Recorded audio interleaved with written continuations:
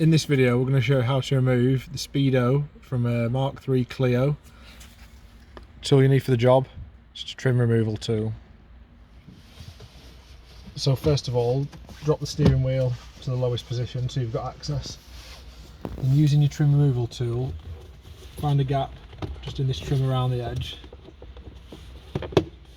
Pop the top down first. Then work your way around to the bottom. That just pops up.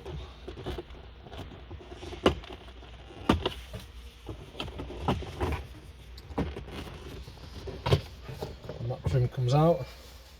Then you can do the clocks. They're just hooked in on the bottom corners first. So if you just get your hand in and just pull those towards you at the bottom corner. It's one side and then the other. And it'll swing up a little bit. And then you can pull it out towards you. At the top it's just hooked in. Just give it a pull one side and then the other. And you can free it off to about that position. You can see there's just one plug on the back. There's a tab on top you can press with your finger. Press that in, give the plug a wiggle and that'll come out. And that's the clock's removed.